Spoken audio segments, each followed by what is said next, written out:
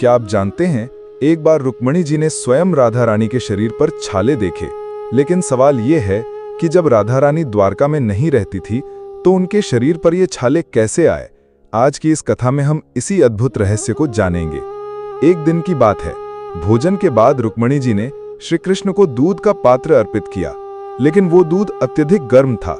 जैसे ही श्री कृष्ण ने उसे ग्रहण किया, उनके हृदय में जलन हुई और उनके श्रीमुख से अनायास ही निकला, हे राधे। ये सुनकर रुक्मिणी जी चौंक उठीं। उन्होंने विनम्र स्वर में पूछा, प्रभु, ऐसा क्या है राधा जी में कि आपके हर श्वास में उन्हीं का नाम बसता है? मैं भी तो आपसे अनंत प्रेम करती हूं। श्री कृष्ण हल्की मुस्कान के साथ बोले, देवी, क्या आपने कभी राधा से भेंट की है? ये सुनते ही रुक्मिणी जी का मन विचलित हो उठा और अगले ही दिन वे राधा रानी से मिलने निकल पड़ी। राधा रानी के महल पहुंचकर रुक्मिणी जी ने कक्ष के बाहर एक अत्यंत सुंदर स्त्री को देखा। उनके मुख पर दिव्य तेज झलक रहा था। रुक्मिणी जी ने सोचा, निश्चित ही यही राधा रानी होंगी, और वे उनके चरणों में झुक गईं। परंतु वो स्त्री मुस्कुराते हुए बोली, देवी, मैं तो राधा जी की दासी हूं। उनसे मिलने के लिए आपको 7 द्वार पार करने होंगे। ये सुनकर रुक्मिणी जी अचंभित रह गईं और मन में सोचा, यदि दासी ही इतनी रूपवती हैं तो राधा रानी स्वयं कितनी दिव्य होंगी। 7 द्वार पार करके जैसे ही वे राधा रानी के कक्ष में पहुंची, उनकी आंखें ठहर गईं। राधा रानी स्वर्णासन पर विराजमान थीं।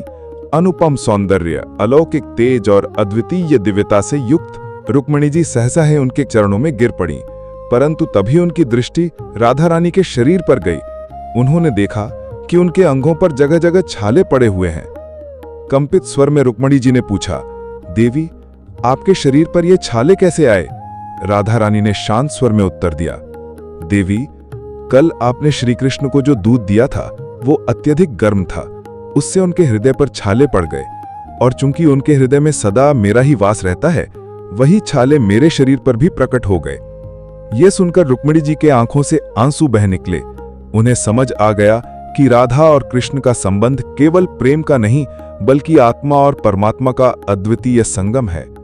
यदि यह अद्भुत कथा आपके हृदय को छू गई हो तो कमेंट में प्रेम पूर्वक अवश्य लिखें, श्री राधे राधे।